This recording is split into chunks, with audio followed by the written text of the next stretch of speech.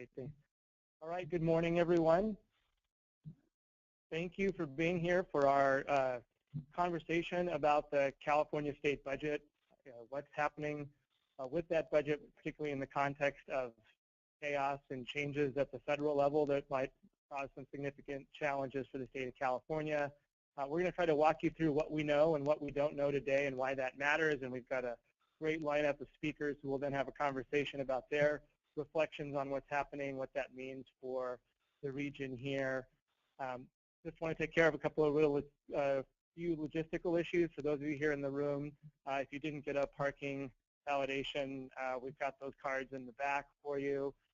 We actually are broadcasting this statewide for folks who wanted to learn more and hear more about this conversation who couldn't be with us here live today. That's part of the technology thing. So I'm Chris Hoene.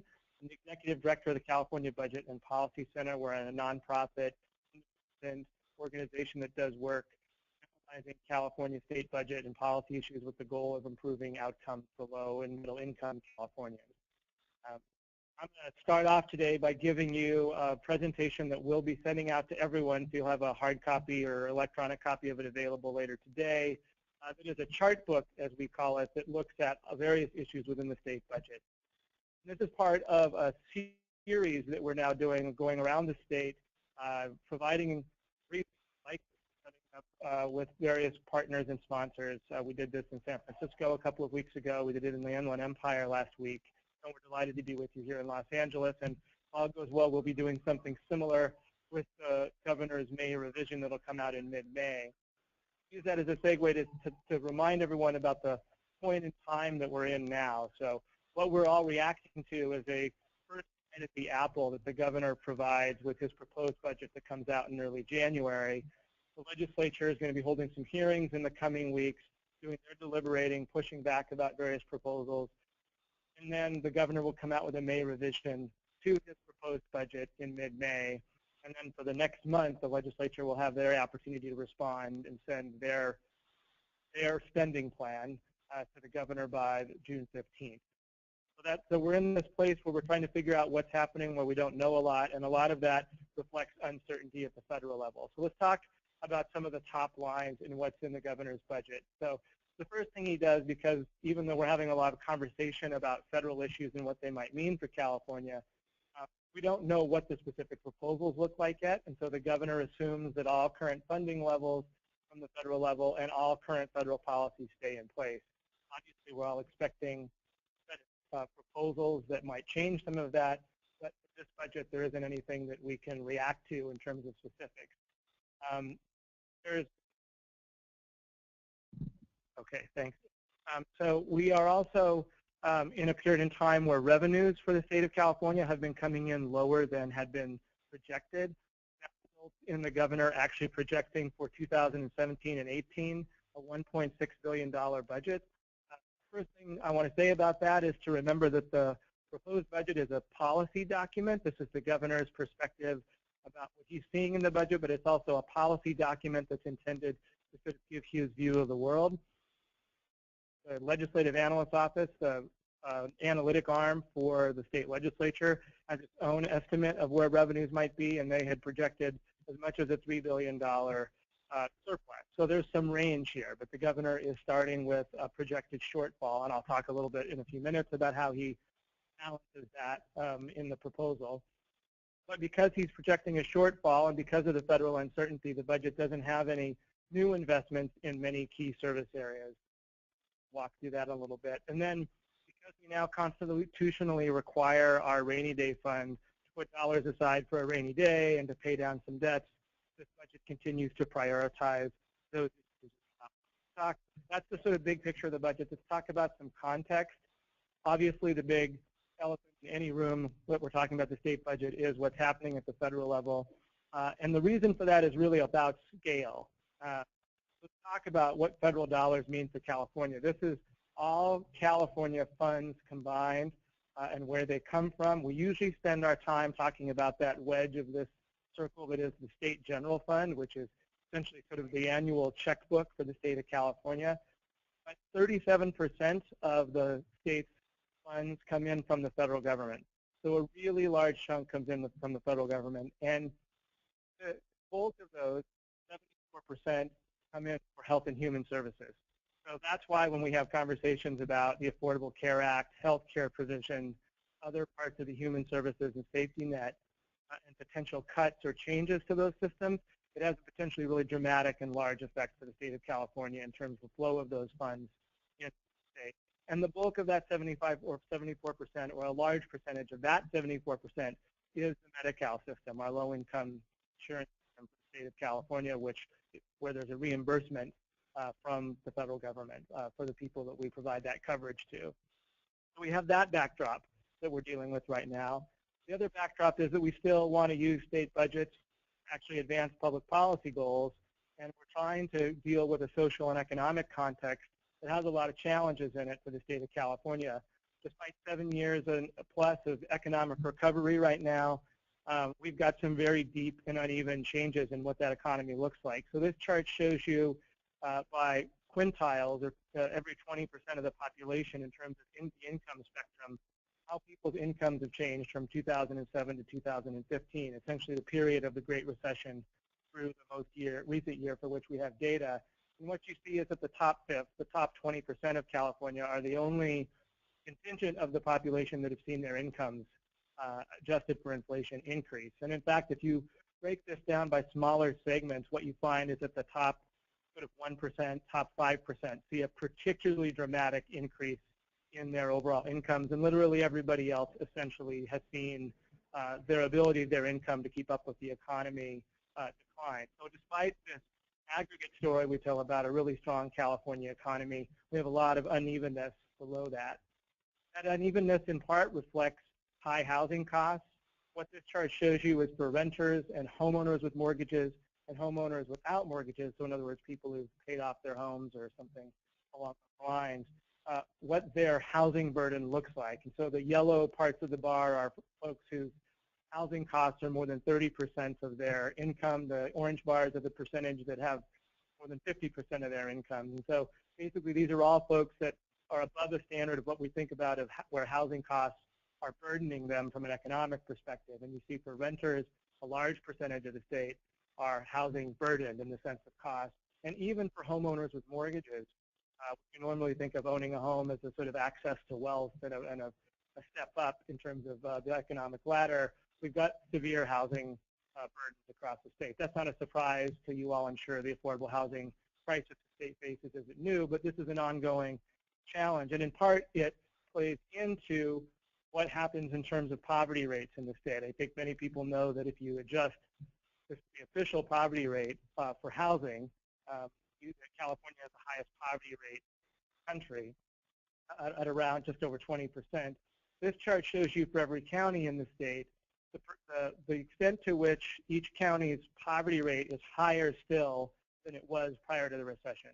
So the more blue the color of your county is in this case, the further your poverty rate is higher-wise in terms of where it was prior to the recession. In other words, you haven't recovered from the poverty rate. And what you just see here is that is a lot of blue around the state. And in fact, a lot of the beige, lighter colored areas are places that we don't have the data for. And we suspect if we did have the data, we'd see a lot more blue here. So even though we've had a good, long, sustained economic recovery, we have not made up for the deep impacts on income inequality and poverty in the state of California as we've built back post-Great Recession. And that all plays into the state budget because so much of the state services that are provided are about boosting the overall outcomes for low and middle income Californians.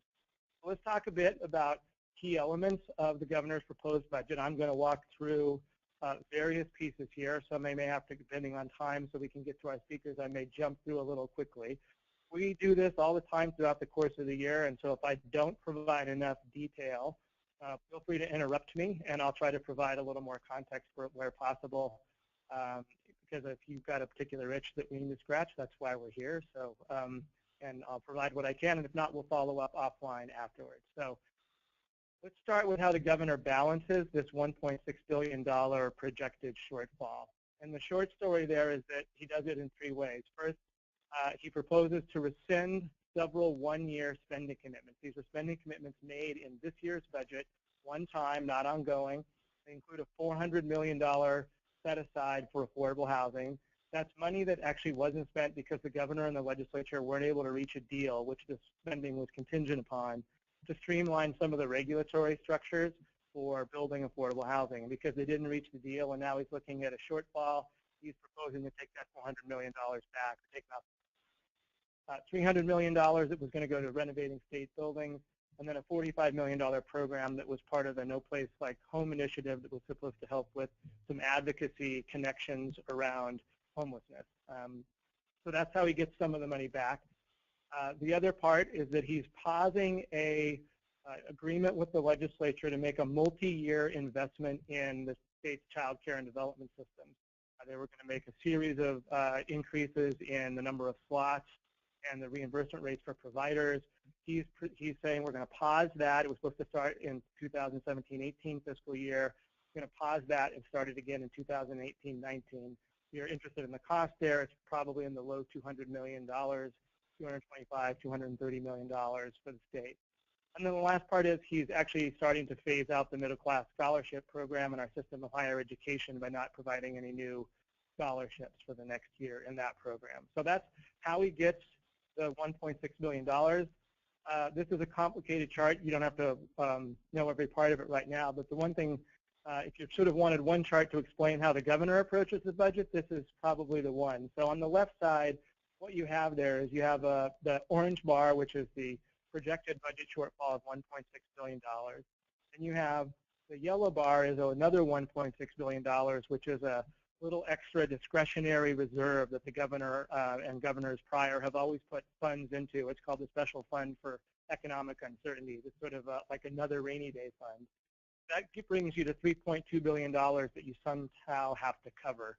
And all of the stuff on the right in the blue is the ways that basically you find your way to $3.2 billion. I explained that on the previous slide. The one piece that wasn't there is that there's a big chunk of that that is the funding for the K through 12 and community college system, that by virtue of revenues coming in below what had been projected, the spending automatically goes down because that's how we fund those systems. They're sort of built into the Constitution. If revenues go up, they get more money. If revenues go down or don't go as high, then the numbers come down. So they get some savings there as well. So that's the quick version of the kind of overview part. I'm going to walk through some services, particular service areas now, other than to sort of say one thing about that overall reserves. I mentioned that $1.6 billion that's the special fund for economic uncertainties.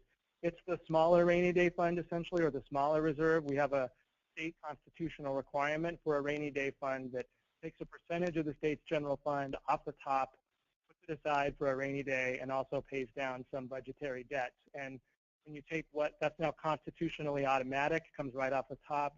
When you take that out of the governor's budget, plus you take that $1.6 billion, you get yourself to $9.5 billion that the state would have set aside for uncertainties, reserves, rainy days, however you want to think about that. And that's been building up over the last several years. So let's talk a bit area by area here. I'm going to start with healthcare because that's been the big area of concern of late. And the reason why it's such a concern and why this budget is in many ways a placeholder for actions the state can take when they know more is just largely about the potential hit to the state budget, aside from what it means for communities and individuals. California would lose well over $20 billion if we were to outright repeal the Affordable Care Act altogether. That number for 2016-17, this fiscal year, is a little over $22 billion. It's comprised of about $17 billion, which is the reimbursement for the expansion of Medi-Cal in California, which is covering 4 million more people than it was covering previously. And the other $5 billion is the subsidies for the covered California private market exchange, the reimbursement from the federal government for those subsidies, essentially. So $22 billion. If you were to just repeal the Affordable Care Act altogether, that would drop out of in terms of federal funding, the state of California. And to give you a sense of scale about that, if the deepest 2 years of the Great Recession, the state lost $25 billion in revenue. So when state leaders and the governor are thinking about what might happen at the federal government and what that might mean for California, they're thinking about something on the scale of an worst-case scenario of an impact that's like what they had to deal with during the Great Recession. And that's why they've all, as you've probably seen, been very reluctant to commit to another set of investments and ongoing investments over the next couple of years until they know more. Now, most people don't think we're going to see outright repeal altogether. So we might be somewhere between 0 and 22 billion or whatever the number will be. We just don't know where that fits yet and how much funding will continue to flow to the state of California. And then if California state leaders want to continue to provide coverage to people, what that cost will be and how they'll cover it. So that's what's sitting out there as the big question mark. Let's talk about what the Affordable Care Act has done. However, this is the percentage of Californians who are uninsured and what's happened to that over the last several years. And you can see this dramatic dip from up around 18.5% down to 7%. So we've made huge strides because of California's aggressive expansion of healthcare insurance in terms of dropping the uninsured rate. And we don't make these kinds of major policy advances in the social services arena very often. So this is a pretty big deal, right? 5 million people plus covered because of these systems. And this shows you how that advanced in just in terms of the number of people. And you can see that in the sort of from the 13-14 period to now, you see this dramatic increase in the numbers of people that are now covered and by Medi-Cal, up over 14 million people now. So there's one other thing happening in the healthcare arena that has to do with in-home support services, and this is the piece that wasn't really covered in very much detail in the state budget, but you ought to be concerned about, particularly at the Los Angeles County level, which is for the last several years, the state of California has been engaged in something called a coordinated care initiative, which is trying to coordinate some programs across various areas, and had been picking up a larger share of the cost of those services in order to do that. And this proposed budget from the governor proposed to basically says the coordinated care initiative isn't working, we're not getting the cost efficiencies that we wanted, so we're going to stop it, or we're going to allow it to sunset, and we're going to go back to the old model for how it was funded. Well, going back to the old model actually shifts significant amount of funding back to county governments for the cost of in-home support services. To give you a sense of that, this chart shows you what the proposal would look like for the next few years. County spending under the current system in the blue bars, so you see some kind of slight increases that have to do, in those blue bars, that have to do with the numbers of people in the system, the rising numbers of folks in the in-home support services network, and what would happen to the costs when you add the additional spending the governor would be transferring on to counties. So you see this significant increase in the shift of cost to counties. The governor admits in the proposed budget document that counties can't really take on the burden of these costs, and so he signals in the budget document that there will be a negotiation to try to mitigate costs of those services for counties. What we don't know is what mitigation means and what the potential costs might be. It seems likely that that the state won't continue to cover 100% of those costs, so there's some sort of shift expenses back to county governments. And we have a great blog post on this that can provide you with a lot more detail about that if you want to understand what's happening in the in-home support services network here. It really goes back to a much larger and deeper debate about who covers costs of the system, which is growing dramatically. And the state and the county have been sort of shifting the ball back and forth over the last 20, 25 years. So this is a sort of next iteration of that debate that's happening. So that's the kind of overview of the healthcare arena. I'm going to shift gears now to the child care arena. I said earlier that the proposed budget the state of California has made with the governor and the state legislature to build back and reinvest in early child care and education. The reason that they're trying to do that is that annual funding for child care and preschool is nearly 20% where it was prior to the recession. So $3.1 billion in the proposed budget. It was $3.8 billion prior to the recession. And in recent years, they have been trying to make incremental increases in funding in these systems. We, at the sort of worst point, we had actually cut about 110,000 slots in the systems. We've covered about 40,000 of those, so we're about 70,000 slots short of where we were pre-recession. And so what this multi-year agreement was intended to do was to continue to build back in providing and funding more of those slots, and also to provide higher levels of reimbursement to the providers who provide those, because we have a very low in comparison to other states provider rate reimbursement in California. So we're going to try to do that. The governor's basically saying, look, we can't afford that for the $1.66 billion shortfall, and so we're going to pause that and start that up if things go well in 2018-19 instead.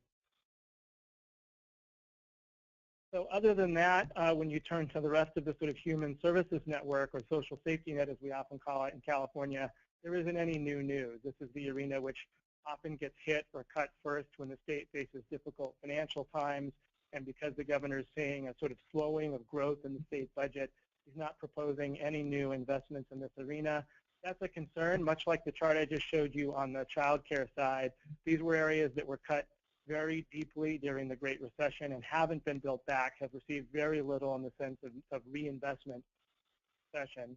Here's a couple of charts that show you what that looks like. So our CalWORK system, this is our welfare to work system, or TANF as it's called at the federal level, and the average grant size, or maximum grant size, as a percentage of what that looks like for what we call the deep poverty line. So deep poverty is 50% of poverty.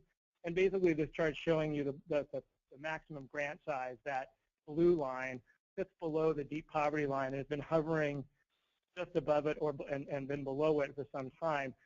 In essence, the purpose of this chart is to show you that we've got a welfare to work system that's basic, can't help people raise themselves out of deep poverty conditions. And that's a problem, because you can't expect people to make transitions from public assistance to work if the level of grants that they're receiving can't really do more to help them significantly get by. To give you a sort of sense of what this means in real dollars, that maximum grant size is up in the $700 to $800 range in terms of the monthly public assistance that people receive. But very few people receive that. The actual average grant size in CalWORKs is sort of high $300 range. So think about what it costs to live in this region, different parts of this region, different parts of the state. $400, $375 isn't getting you very far in covering the cost of housing, making ends meet.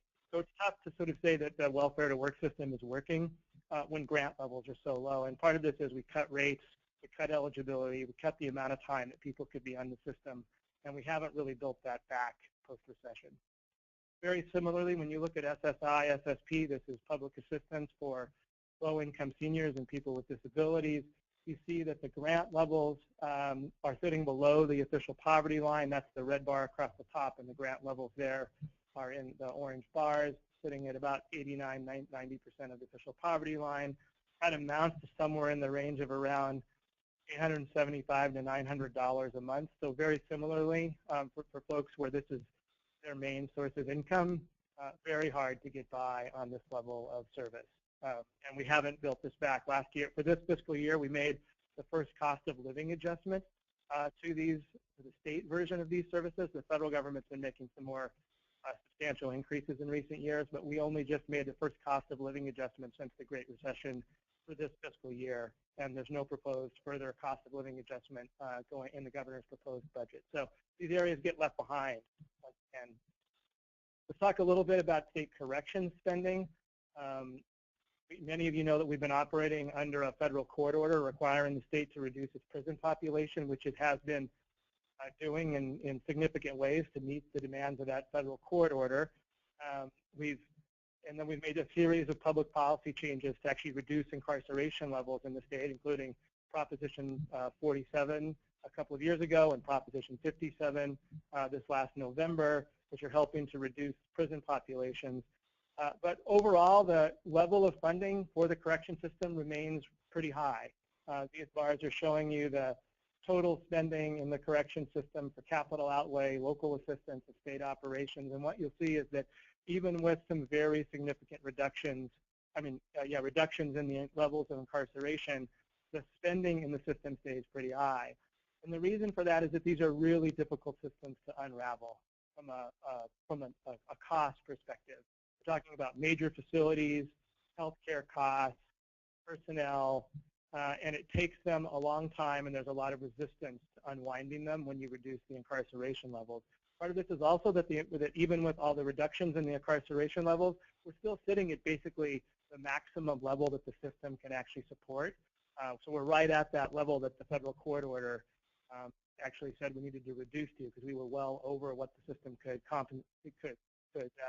deal with. So there's some reasons why those numbers are higher, but there's still a lot of funding, in other words, in the state that's actually going into the correction system. So that's one of the issues. And essentially this amounts to a lot of dollars per inmate, right? If you reduce the number of people in the system, but your costs remain high, the amount that we're spending per person in the system is actually quite high. So the orange bar here shows you that it's up over $75,000 per person in the system, and you can compare that to what that looks like in other systems and in other ways, and it shows you some sort of dramatic increases, dramatic changes and policy choices the state can make in terms of where it wants to put its dollars.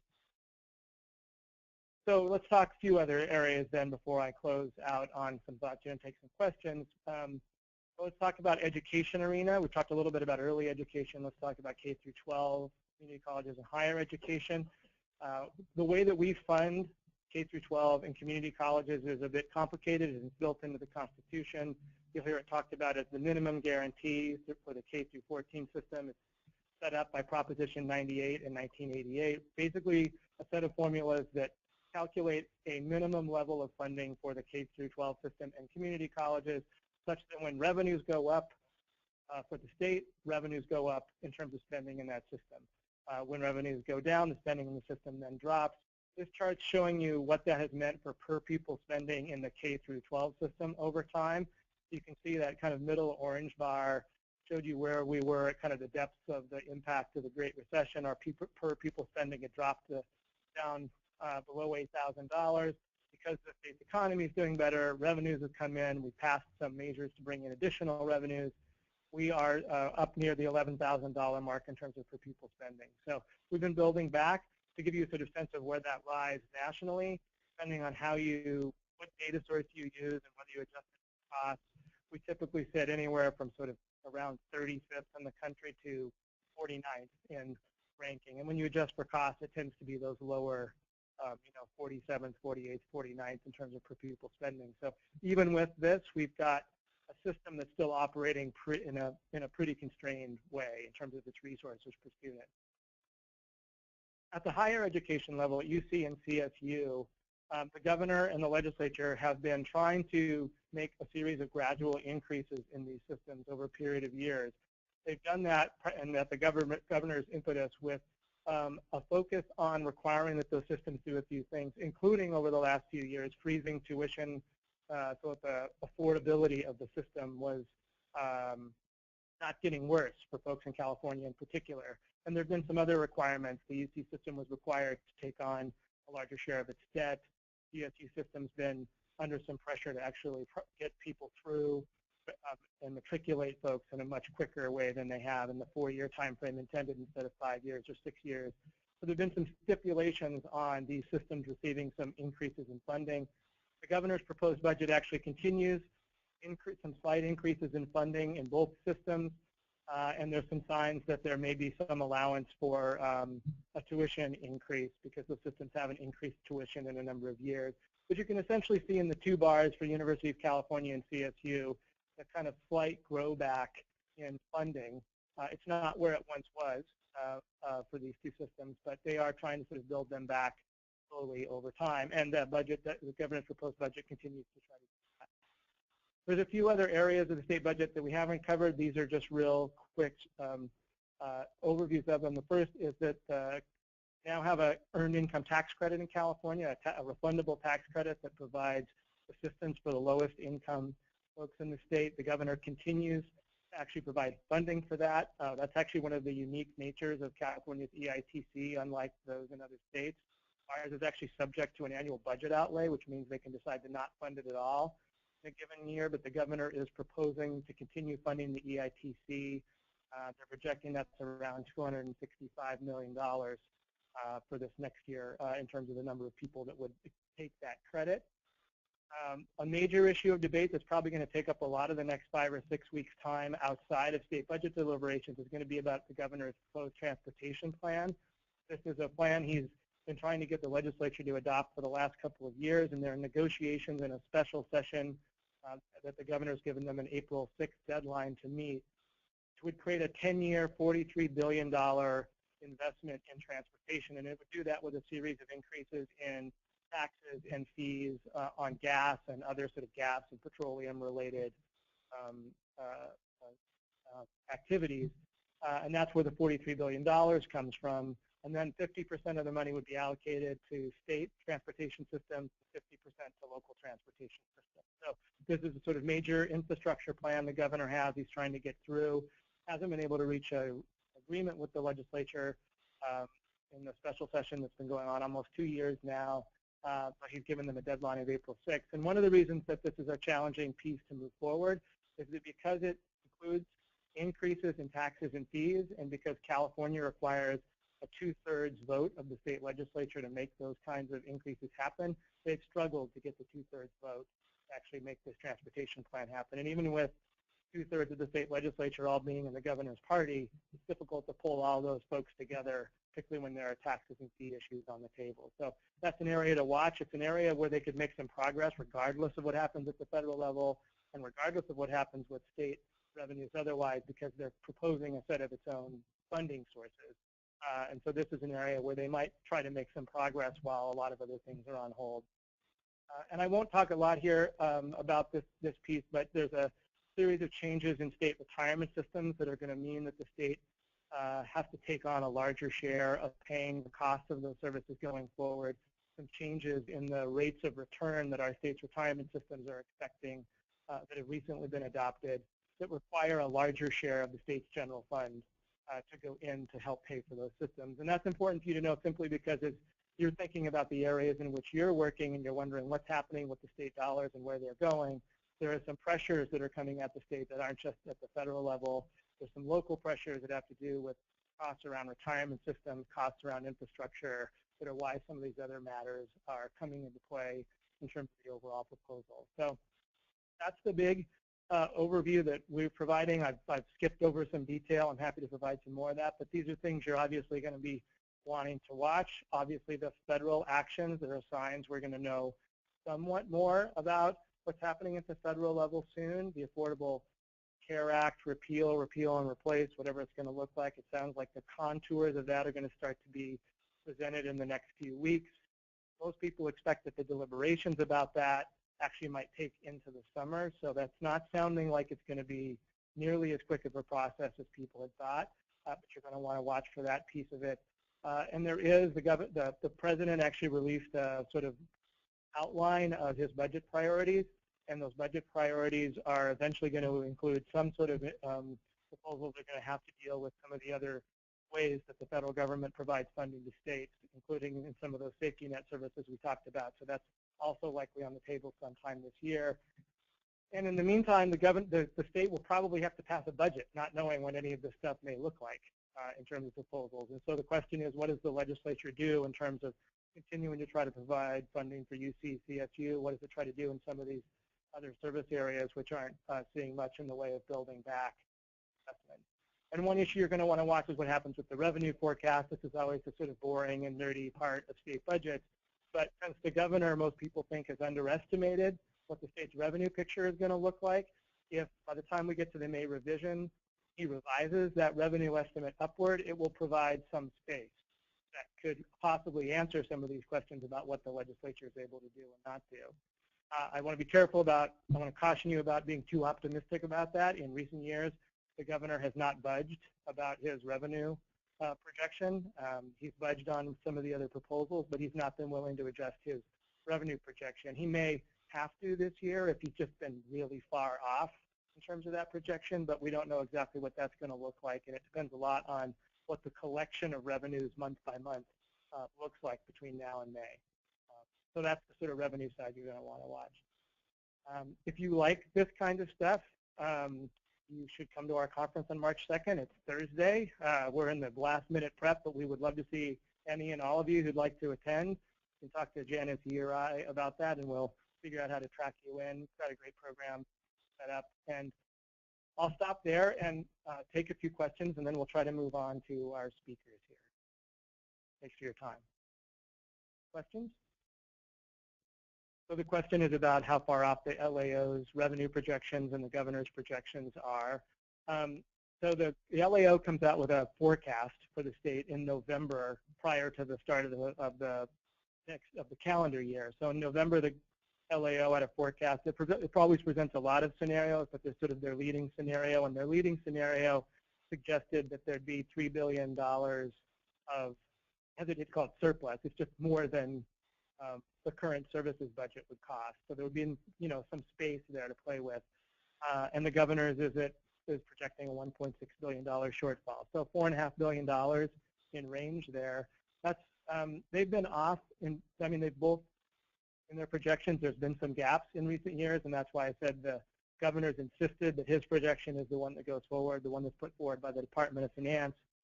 And we'll see whether that plays out again this year.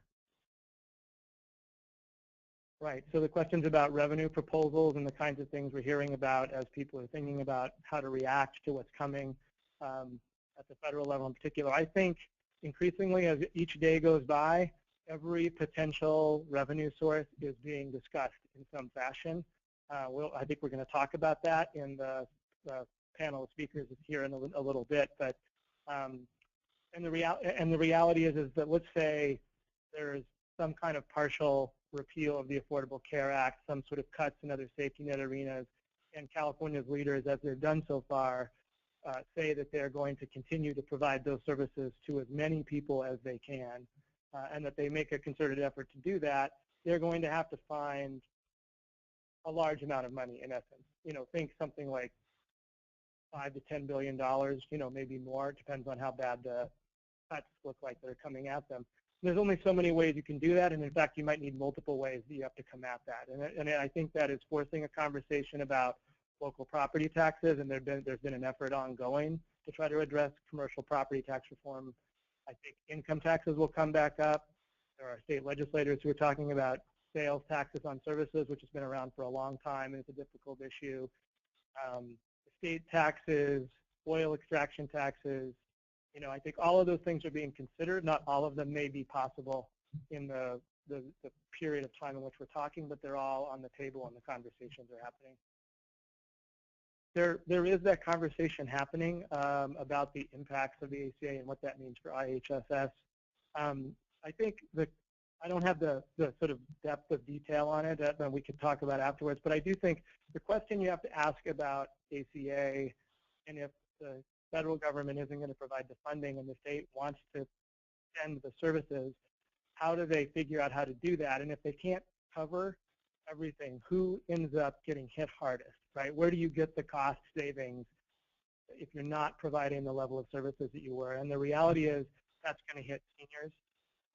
It's certainly because of the difficulties around immigration issues. It's going to hit undocumented children who are going to be provided insurance as well. It's going to hit sort of folks around, the most vulnerable folks around the margins of the Medi-Cal system, unfortunately, is where the costs would likely be obtained. So yes, and in the IHS system is where one of those areas we would likely see it.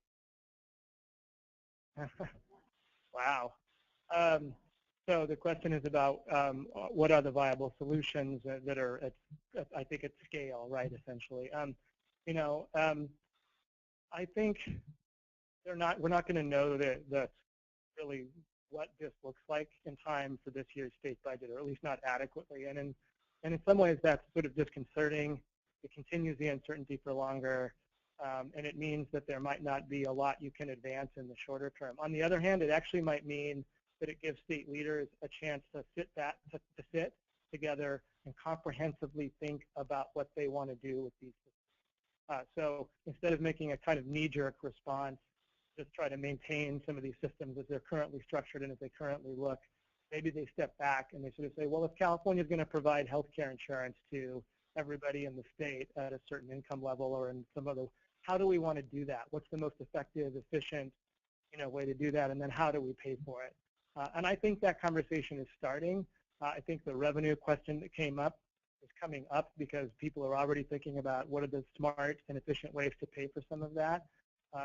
And so I think if I were governor, I'd start knocking some heads together behind the scenes with the leadership of the legislature, other key actors in the state, and starting to figure out what kind of a proposal we need by January of 2018 to actually account for whatever changes are coming.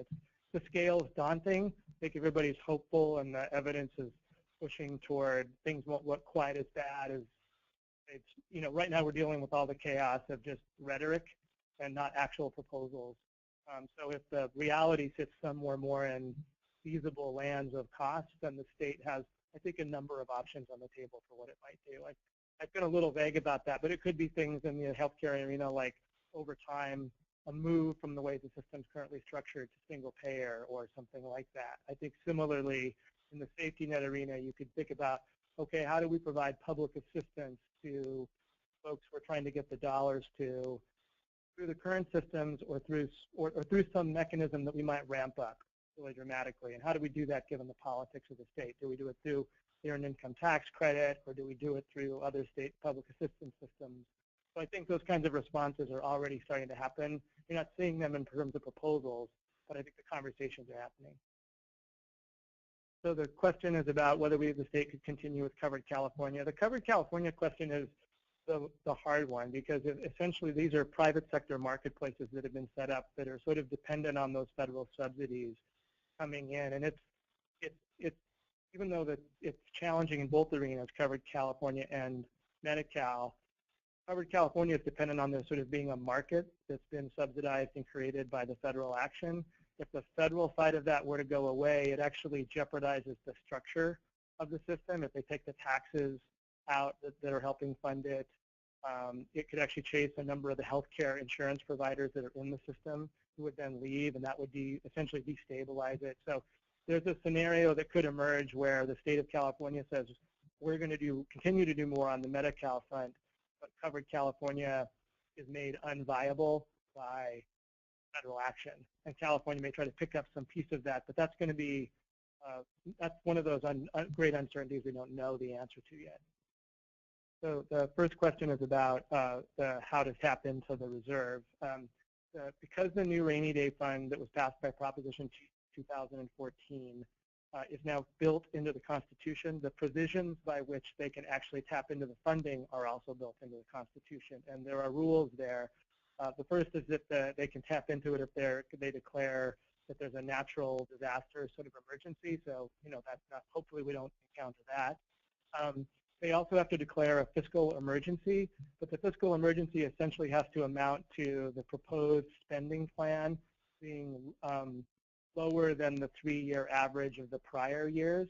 The Legislative Analyst's Office has actually done an analysis of this recently and sort of said, well, look, if the governor is right about the $1.6 billion shortfall and he makes the changes he's proposing, technically they could tap into the rainy day fund. There's always some differences in interpretation about what's in and what's out of the state budget between the governor and the LAO, but the LAO sees a scenario where the governor could tap into the rainy day fund. But in all honesty, the scale of what the governor is talking about is not large enough that anybody expects that he will actually make that proposal and the legislature will then agree. So that seems unlikely. There is this $1.6 billion discretionary special fund for uncertainties, but that's sort of a balance they try to carry forward from year to year. It's kind of a little bit of just extra space they try to create. And you also asked about similarities to the Reagan era. I think that's going to take way too long to respond to, so maybe we'll talk offline. I'm going to be, and I've got